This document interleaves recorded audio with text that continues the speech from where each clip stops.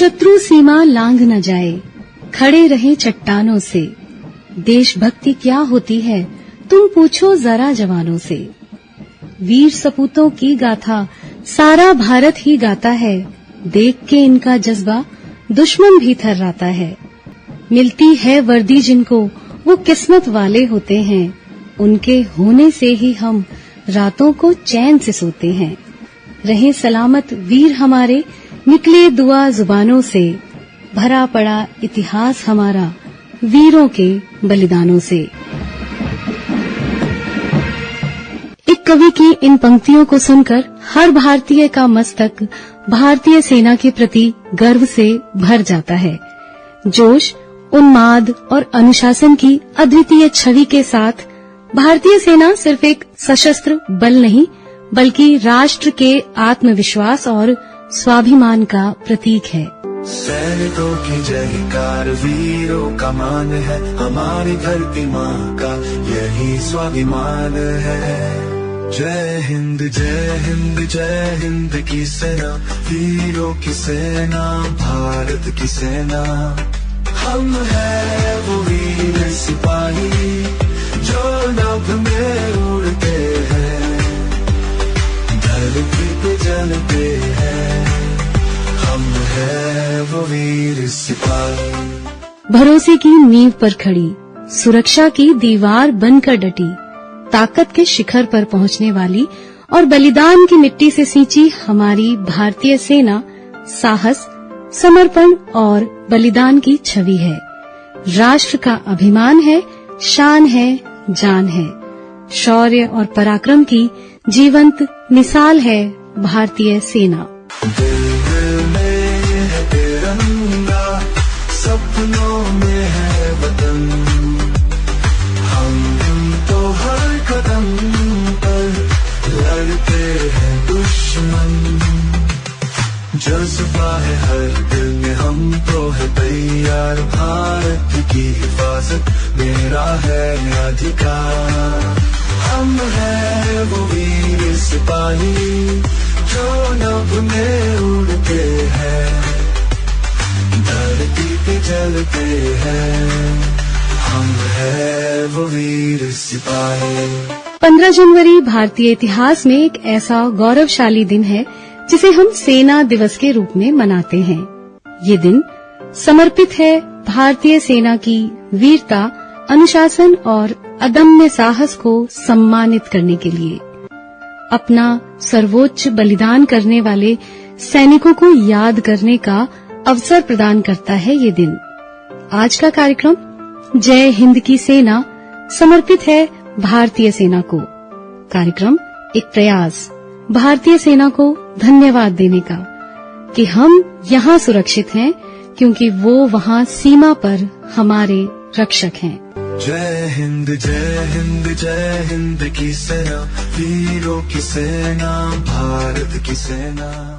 खुली हवा में लहराते तिरंगे को देखकर जब हम उसकी शान में सिर झुकाते हैं तो हमें ये बिल्कुल नहीं भूलना चाहिए कि ये गर्व, ये शान भारतीय सेना के उन वीर जवानों की बदौलत है जो अपने लहू से इस मिट्टी में सुरक्षा की लक्ष्मण रेखा खींचते हैं।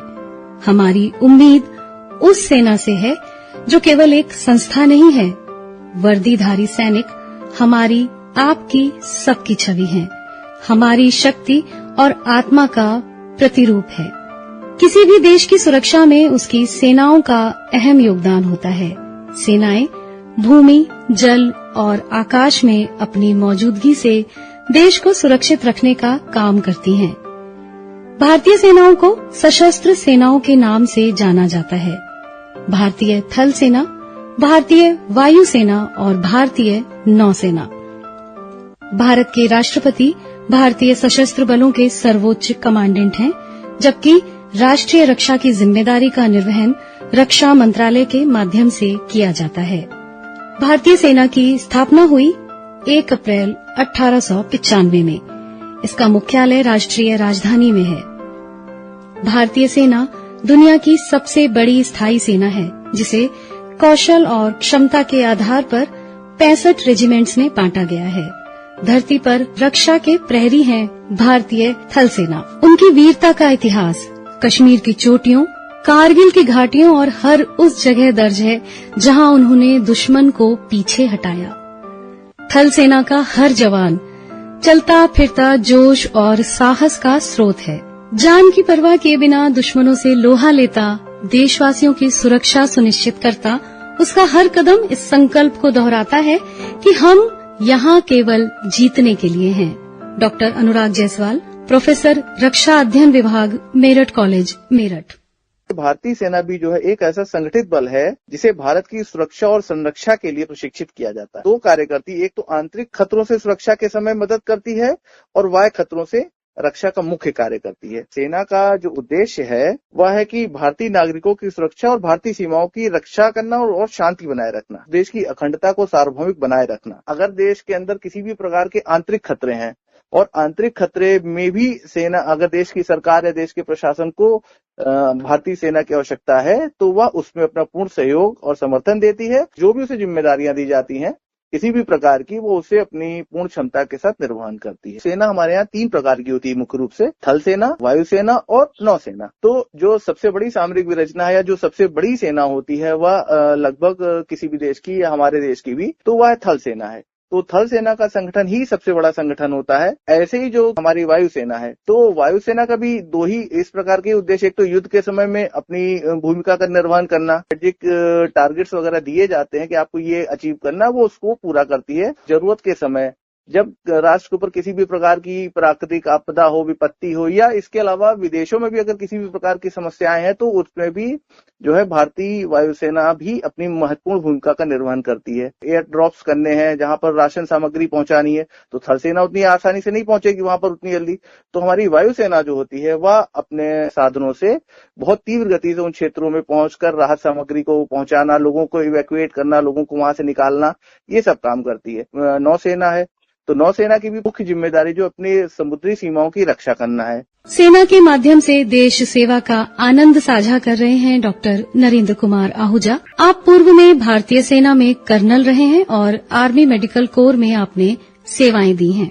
आर्मी मेडिकल कोर एक तरह से ग्रुप है पूरा। मेडिकल कोर है, डेंटल कोर है और साथ में नर्सिंग कोर है। ये तीनों मिलके जो है वो मेडिकल कवर देते हैं, मेडिकल, डेंटल, नर्सिंग कवर देते हैं हर फौजी को।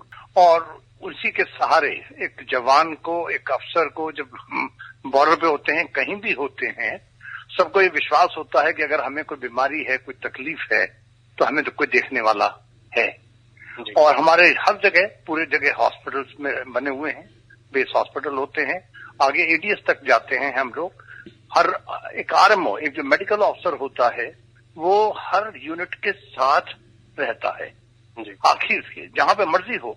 साइकिल में है तो वहां पे भी है, डॉक्टर साथ में होते हैं।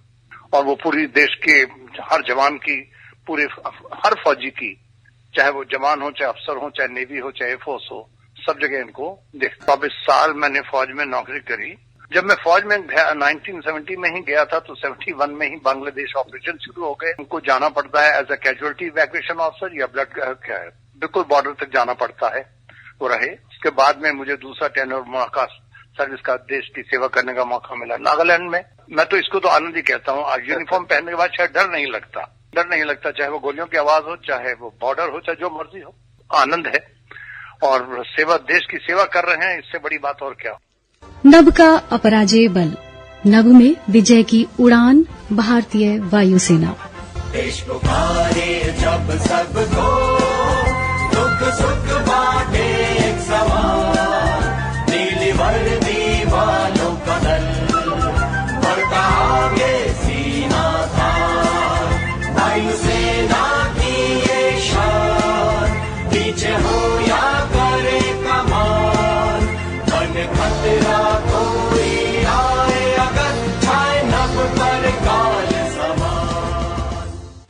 भारतीय वायुसेना की स्थापना 8 अक्टूबर 1932 को ब्रिटिश उपनिवेशवाद के दौरान हुई। द्वितीय विश्व युद्ध के दौरान इसकी सेवाओं को देखते हुए 1945 में इसके नाम में रॉयल शब्द जोड़ा गया, जिसे बाद में 1950 में भारतीय स्वतंत्रता के बाद हटा दिया गया। तब से भारतीय सेना में बड़े पैमाने पर बदलाव हुए हैं, जिनमें शॉर्ट सर्विस कमीशन के लिए महिलाओं को शामिल करना भी है। नभ स्पर्श दीप्तम। भारतीय वायुसेना इस आदर्श वाक्य के साथ आसमान की ऊंचाइयों पर दुश्मन के इरादों को चकनाचूर करती है। उनकी शक्ति केवल युद्ध तक सीमित नहीं है, बल्कि ये संकट के समय राहत कार्यों में सबसे आगे होती है। बालाकोट एयर स्ट्राइक और कारगिल युद्ध के दौरान भारतीय वायुसेना ने ये साबित किया कि भारतीय आसमान पर केवल तिरंगे का अधिकार है। सेना में रहकर देश के भीतर चिकित्सा के क्षेत्र में देश की सेवा करने वाले एक विंग कमांडर, जो कि एक कार्डियोथोरेकिक सर्जन हैं, बता रहे हैं अपने अनुभव। मैं भारतीय सेना में मेडिकल कोर में कार्यरत हूँ। सेना का काम युद्ध में देश की रक्षा करना है, पर साथ ही शांति काल में देश में शांति को बनाए रखना और स्थापित रखना, बाहरी शक्तियाँ जो कि देश के अंदर विकास और एकता को खतरा पैदा कर सकती हैं, उनसे देश को बचा के रखना भी सेना का बहुत महत्वपूर्ण काम है। इन सब पर नियंत्रण पाना, इन सब से देश को छुटकारा दिलाना, ये भी सेना का ही एक बहुत महत्वपूर्ण काम है। इसके अलावा हमारी सेना जहाँ जहाँ पर दूर दराज इलाकों में काम करती है, वहाँ पर छोटे छोटे जगहों में मेडिकल की सुविधा को भी उपलब्ध कराती है। लोगों को इलाज करना, लोगों की आंखों की जांच करना, लोगों को बताना कि आपकी क्या बीमारियां हैं और फिर उन्हें सही जगह पर इलाज के लिए भेजना। जैसे कोई बड़ी प्राकृतिक आपदा आती है, जिसे जब कोई स्थानीय सरकार अकेले समझा नहीं सकती, उस समय भी भारतीय सेना उनकी साथ साथ उनके कंधे से कंधा मिलाकर या आगे बढ़ चढ़कर उनकी मदद करती है। सेना के पास एक स्पोर्ट्स का भी कोर होता है, जिसमें छोटे छोटे बच्चों को या जो ऑलरेडी एथलीट हैं उनको ट्रेनिंग दिया जाता है। जो लोकल गवर्नमेंट होती है उसकी भी काफ़ी मदद करते हैं। जैसे हमारे गिनीज बुक में नाम है, सबसे एक दिन में सबसे ज़्यादा पेड़ लगाने का भी काम किया है। सागर की शक्ति, समंदर के प्रहरी, भारतीय नौसेना। सागर के देव को, वरुण को नमन। शंभो वरुणः, शंभो वरुणः। आधुनिक भारतीय नौसेना की नींव रखी गई थी 17वीं शताब्दी में ईस्ट इंडिया कंपनी द्वारा, जो 1934 में रॉयल इंडियन नेवी में बदल गई। भारतीय नौसेना पुरुषों और महिलाओं के साथ दुनिया की सबसे बड़ी नौसेना बलों में से एक है उस मिट्टी के बने हुए जिस पर देश प्रेम का ठप्पा है, तभी गर्व से देखो बोल रहा सागर का चप्पा चप्पा है। दुश्मन के लिए हम वार हैं, कदम तैयार है, बिल्कुल तैयार है, जी जाने से तैयार है, इसीलिए तो हम लहरों के पहरेदार हैं। जय भारती, जय भारती, हम हैं नौसेना, हम हैं भारत के सारथी। जय भारती, जय भारती। शं नो वरुणः, यानी समुद्र हमें शुभ फल दे। इस वाक्य के साथ भारतीय नौसेना संभालती है भारत की जल सीमाओं की रक्षा का जिम्मा और अंतर्राष्ट्रीय समुद्री जल में भी शांति बनाने का कार्य करती है। आईएनएस विक्रांत और आईएनएस विक्रमादित्य जैसे युद्धपोत हमारी समुद्री ताकत हैं। Ex officer electrical Ved Prakash ji. मैं ex pedestal electrical Ved Prakash, retired in 2002, Bareilly से बोल रहा हूँ। मैंने एक स्लोगन देखा था बरेली बीआरओ में, join the navy see the world, और नीचे पे यूनिफॉर्म देखा, वाइट यूनिफॉर्म। मैंने अपने सीनियर से पूछा कि क्या है सर, ये कैसे ज्वाइन कर सकते हैं और कैसे जा सकते हैं, तो उन्होंने पूरा ब्यौरा बताया, एग्ज़ाम देना पड़ेगा, ये करना पड़ेगा, ट्रेनिंग होगा। वो मैंने क्वालिफाई किया, क्वालिफाई करने के बाद मैं ट्रेनिंग करने के बाद में जहाज में चला गया। इंडियन नेवी भारत की समुद्री कोस्ट को, इंटरनेशनल बॉर्डर को प्रोटेक्ट करती है। टेररिज्म अटैक है या फॉरेन कंट्री अटैक है या कोई भी ऐसा लगता है उसको हमेशा 24 आवर तैयार रहती है उसको करने के लिए। हम खुद तो करेज रहते ही हैं, ड्यूटी पे निर्वाह करते हैं और अपने साथियों को भी इनकरेज करते रहते हैं। बर्फ में तपते हैं, रेगिस्तान में जलते हैं, तूफान से भिड़ते हैं, लहरों से लड़ते हैं। हर मोर्चे पर ये वीर दुश्मन से अड़ते हैं।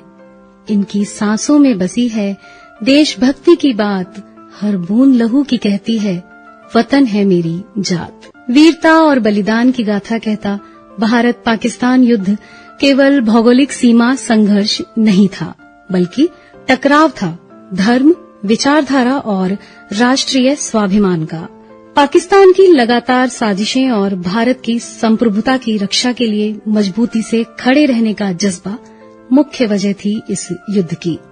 युद्ध में शामिल रहे सेकंड लेफ्टिनेंट सुरजीत सिंह की कुछ शानदार और रोमांचक यादें। मैं रिटायर्ड मेजर हूँ। पहली पोस्टिंग मेरी पठानकोट में हुई। 871 फारू पलटन थी ASC की। मैं उस वक्त पठानकोट में पोस्टिंग था। अब भारत की सेना का प्रोग्राम ये बना कि जम्मू साइड से सियालकोट के ऊपर भी एक फ्रंट खोला जाए। तो हमारा जो आर्मर डिवीजन था ये पहले इधर पंजाब में था, तो इसको शिफ्ट करके जम्मू साइड में लाना था। दूसरे साथ में ट्रुप्स आने थे और जम्मू रणबीर सिंहपुरा का बॉर्डर है, उधर से हमने सियालकोट साइड में अटैक करना था। तो अब वो इतनी फौज को और इन सब चीजों को लाने के लिए ट्रांसपोर्ट चाहिए। तो पठानकोट में आर्मी के पास उन दिनों में अभी इतनी ट्रांसपोर्ट नहीं थी फैसिलिटी जो इस वक्त हमारे पास। तो जो वहां के आर्मी अथॉरिटीज सब एरिया कमांडर थे, उन्होंने आदेश दिया कि जितने सिविल की गाड़ियां हैं, ट्रक हैं, इनको एक्वायर कर लिया जाए और ये फौज की मूवमेंट के लिए इन ट्रकों को सप्लाई किया जाए। सेकंड लेफ्टिनेंट था। अभी जो जम्मू को रेलवे लाइन जाती है उसके किनारे में काफी खुली जगह पड़ी थी, वहां मेरे को एक टेंट के नीचे बैठा दिया गया और उन्होंने कहा भाई तुम ये गाड़ियां इकट्ठी जो आ रही हैं, इनको जो हमारा एडवांस हो रहा है जम्मू को, उनको फौज को जितनी गाड़ी चाहिए हम बताते जाएंगे, तुम गाड़ी उनको ट्रक वगैरह देते जाओ। हाउ इज द जोश, इट्स हाय सर। सिने पर्दे पर दर्शाया ये डायलॉग आवाज बन गया हर भारतीय की। कारगिल युद्ध, सर्जिकल स्ट्राइक और कई अन्य अभियानों में भारतीय सेना ने दुश्मनों को ये दिखा दिया कि भारत की ओर आंख उठा के देखने का अंजाम क्या हो सकता है। अदम्य साहस से ये गाथा लिख डाली कि भारतीय जवान मौत से नहीं डरते, बल्कि मौत को मात देना जानते हैं। आपको मिलवाते हैं कारगिल युद्ध में शामिल रहे भारतीय सेना के जांबाज अजीत सिंह से। 9 तारीख को जब पहली बार यहाँ इनका दिखा था, एनकाउंटर इनसे मेरा हुआ था 9 मई को रात को 10:30 बजे। उसके बाद वहां से मैं कंटिन्यूस कांटेक्ट में रहा दुश्मन के साथ और लास्ट में टोलोलिंग पे आके रुका था और फिर टोलोलिंग में हमने चढ़ना शुरू किया था और 11 आदमी लेके पहला टोलोलिंग में जो पार्टी चढ़ी थी उसके साथ मैं गया था और ऊपर जो पहला फुटहोल्ड पकड़ा था टोलोलिंग में, तो उस पार्टी के साथ मैं था। 18 ग्रेनेडियर थी और मेरी एक प्लेटून थी साथ में, मैं 16 ग्रेनेडियर का हूँ और पहली पार्टी उनके साथ मेरी चढ़ी थी। कर्नल HDE डेविड, ये फिजिकली कैप्चर करना पड़ता है पोस्ट को। ये बंकर बाय अपना ये जो संगर है, संगर को कैप्चर करना पड़ता है। एक संगर से दूसरा संगर, एक वेपन पिट से दूसरा वेपन पिट, और इस तरह से दुश्मन को वहां से निकाला जाता है। जो आप सब जानते हैं कि अभी इसको कई इंपॉर्टेंट इलाकों को ऑक्यूपाई करना पड़ेगा ताकि फिर से ऐसा इन्फिल्ट्रेशन न हो जाए। कारगिल युद्ध में टाइगर हिल पर झंडा फहराने और भारतीय विजय उद्घोषणा करने वाले ग्रेनेडियर योगेंद्र सिंह यादव। मुझे भी मौका मिला कारगिल युद्ध के दौरान और टाइगर हिल के ऊपर मेरी बटालियन 18 ग्रेनेडियर्स ने लड़ाई लड़ी। जो हमारी वो टीम थी घातक प्लेटून, जब वो ऊपर पहुंची तो हम केवल 7 जवान पहुंच पाए दुश्मन की क्रॉस फायरिंग की वजह से। मुझे याद है कि लड़ते लड़ते जो है मेरे एक एक करके 6 साथी भी शहीद हो गए। मैं भी जख्मी अवस्था में था, लेकिन फिर भी हौसले को कम नहीं होने दिया, धैर्य को बनाए रखा और परमात्मा के ऊपर विश्वास रखा कि जो हमें टास्क मिला है उसको हम जरूर पूरा करेंगे। और मैं वहां पर डटा रहा। 17 बुलेट लगे और ग्रेनेड के बहुत सारे जो है स्प्लिंटर लगे, लेकिन फिर भी जो है क्योंकि उस एक सैनिक जो होता है, हिंदुस्तान का सैनिक अपनी मातृभूमि से बहुत मोहब्बत करता है। अगर वो प्रेम है, वो अटूट विश्वास है, तो उसी की बदौलत वो काम कर सकता है जो कोई सामान्य व्यक्ति नहीं कर सकता है। जय हिंद जय हिंद जय हिंद की सेना, वीरों की सेना, भारत की सेना। हम हैं वो वीर सिपाही, जो नभ में उड़ते हैं, धरती पे जलते हैं, हम हैं वो वीर सिपाही। हमेशा सतर्क, हमेशा तत्पर, भारतीय सेना सिर्फ युद्ध नहीं लड़ती, खुशहाली भी लाती है। देश में किसी भी संकट के समय सहायता सबसे पहले पहुंचाती है। प्राकृतिक आपदाएं हो, आतंकवाद की अग्नि हो या राहत अभियान, हर मोर्चे पर हमने अपनी सेना को अद्वितीय करुणा और कर्मठता के साथ मानवीयता का परिचय देता पाया है। इनकी वीरता का सम्मान करने के लिए भारत के राष्ट्रपति पदक प्रदान करते हैं। युद्ध के मैदान में वीरता को परमवीर चक्र, महावीर चक्र और वीर चक्र से सम्मानित किया जाता है, जबकि युद्ध के मैदान से दूर साहसकारियों को अशोक चक्र, कीर्ति चक्र और शौर्य चक्र से सम्मानित किया जाता है। सेना की शौर्य गाथाओं के प्रमाण हमें सैन्य संग्रहालयों में संजोए मिल जाते हैं, जहां सैनिकों को अतीत की शौर्य गाथाएं रोमांचित करती हैं और उनमें प्रेरणा का संचार करती हैं। 1947 में अचानक शत्रु ने कश्मीर पर हमला कर दिया। कश्मीर की सुरक्षा के लिए हमारी 4 कुमाऊं वहां पर नियुक्त की गई। 4 कुमाऊं में अल्फा कंपनी, जिसके company commander major Somnath Sharma थे, इनको नियुक्त किया गया। मेजर सोमनाथ शर्मा की कंपनी ने शत्रु को आगे नहीं बढ़ने दिया और अपने मोर्चों पर बने रहे। लड़ाई लड़ते लड़ते ये वीर गति को प्राप्त हो गए। इनको बाद में वीरता के लिए भारत का प्रथम परमवीर चक्र प्रदान किया गया। इसी प्रकार 1962 की लड़ाई में रजंगला में सी कंपनी 13 कुमाऊं की थी, जिसमें मेजर शैतान सिंह तैनात थे। इन्होंने शत्रु को आगे नहीं बढ़ने दिया और शत्रु को बुरी तरह से मार भगाया। इसी वीरता के लिए मेजर शैतान सिंह को परमवीर चक्र प्रदान किया गया। अपनी ताकत को बढ़ाने के लिए जाबाज अग्निवीरों के साथ नई शौर्य गाथाओं को रचने की ओर अग्रसर है भारतीय सेना, जो उपलब्ध कराती है अनेक अवसर रोजगार के। देश सेवा का जज्बा लिए दिलों में रोजगार की आशा और नई क्रांति का संचार करने की दिशा में कदम किस ओर उठाएं? समय समय पर सेना की भर्ती रैलियां प्रदान करती हैं अवसर। भारतीय नागरिक जो कि सेना में आके ज्वाइन करना चाहते हैं, उनके लिए बहुत सारे रास्ते हैं। जैसे अभी नया जो स्टार्ट हुआ है वो अग्निवीर की सुविधा है, जिसके द्वारा आप सेना में आके ज्वाइन कर सकते हैं। इसके अलावा अगर आपको अधिकारी पद के लिए या अधिकारी की तरह तौर पे भी कहीं कहीं पे ज्वाइन करना होता तो उसके लिए एनडीए है, एएफएमसी की प्रतियोगिता की परीक्षाएं होती हैं, जिनमें उत्तीर्ण होने के बाद आप सेना को ज्वाइन करके देश की सेवा कर सकते हैं। भारतीय सेना सिर्फ युद्ध ही नहीं, शांति काल में भी पूरी तरह से देश के लिए समर्पित है, जिसकी वजह से आज देश विकास के मार्ग पर चलता ही जा रहा है। योग्य इंजीनियरों और चिकित्सकों की सेवा लेने को तत्पर हैं भारतीय सेना के तीनों अंग। Colonel doctor NK Ahuja. जैसे आपने MBBS कर लिया और या BDS कर लिया, पोस्ट ग्रेजुएट एग्जाम होता है। जो लोग नीट का एग्जाम देते हैं, क्वालिफाइंग मार्क्स ले लेते हैं, उसकी लिस्ट बनती है। उनमें से उन लोगों को इंटरव्यू के लिए बुलाया जाता है। क्वालिफाइंग जो एग्जाम है वो नीट ही कंसीडर किया जाता है। और बाकी जो आर्म फोर्सेज मेडिकल कॉलेज है वो तो अपना है ही है, अलग से है।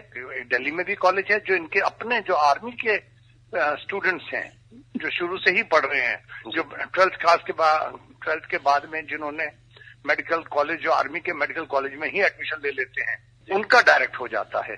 भारतीय सेना का हर जवान अपने प्राणों को न्यौछावर करने के लिए हमेशा तैयार रहता है। हर शहीद की कहानी हमें मातृभूमि से सच्चे प्रेम की कहानी सुनाती लगती है। परिवार का मतलब सैनिक के लिए देश है। उनके बलिदान पर परिवार की आंखें भले नम हों, लेकिन दिल में होता है असीम गर्व। सच्चे सपूतों से भरी ये देश की धरा हर बलिदान से गौरवान्वित होती है और इस ऋण को चुकाना कदापि संभव नहीं। सैनिक के लिए कर्तव्य सर्वोपरि है। ये देश हमारा परिवार है, इसकी रक्षा हमारा धर्म है। यही मंत्र हर सैनिक के दिल में गूंजता है। भागीरथी देवी, सैनिक की पत्नी, साझा कर रही हैं एक परिवार के भाव। सेना में कब भर्ती हुआ ये तो हमको मालूम नहीं, हम तो गांव में रहते थे, हमको तो बोलना भी नहीं आता था। भर्ती होने से पहले 2 बच्चे हो गए थे मेरे, उसके बाद अब 2-3 साल रहे वो, फिर हमको ले आए 2 बच्चों के बाद। ये कहीं धर्मशाला में ले गए थे जब गोवा की लड़ाई लगी थी, तब 1965 में लखनऊ मेरे को छोड़ा। उस टाइम का साथ वाला दोस्त था नीलमत्था में लखनऊ, और उस टाइम तो ना फोन थे ना कुछ था, ना हमारे पास रेडियो था, ना हमारे पास लड़ाई भड़ाई की बातें सुनने की मिलती थी। कभी कभी चिट्ठी पत्र आ जाते थे तो अड़ोसी पड़ोसी से बच्चे छोटे थे पढ़वाती थी। मेरे को बताते नहीं थे, इसीलिए छोटे बच्चे हैं इनको कौन देखेगा करके मैं रोते रहती थी। जितने बार हो जाता आते थे वो मेरे को इसलिए नहीं बताते थे, ये रोते रहती मेरे बच्चों को कौन देखेगा, ये इसी को कुछ हो जाएगा, मैं क्या करेंगे। सैनिकों की जयकार वीरों का मान है, हमारी धरती माँ का यही स्वाभिमान है। जय हिंद जय हिंद जय हिंद की सेना, वीरों की सेना, भारत की सेना। घर की दीवारें छूट जाती हैं पीछे, पर देश नाम दिल में गूंजा करता है। बलिदानों की झड़ी लगाकर भी भारत माता का बेटा हमेशा जिंदा रहता है। उन वीर सपूतों को हमारा शत शत नमन, जिन्होंने मातृभूमि की रक्षा के लिए अपने प्राणों की आहुति दी। उनकी कहानी प्रेरणा स्रोत है, सीख है कर्तव्य और देश प्रेम की। उनका साहस, उनकी देशभक्ति उनके जाने के बाद भी अमर है। वतन के लिए उनके बलिदान पर उन अमर बलिदानियों को हमारा कोटि कोटि नमन। आइए संकल्प लें कि उनके सपनों का भारत हम हमेशा संजोकर संवार कर रखेंगे। जय हिंद की सेना। जज्बा है हर दिल में, हम तो है तैयार, भारत की हिफाजत मेरा है अधिकार। हम है वो वीर सिपाही जो नभ में उड़ते हैं, धरती पे चलते हैं। हम है वो वीर सिपाही।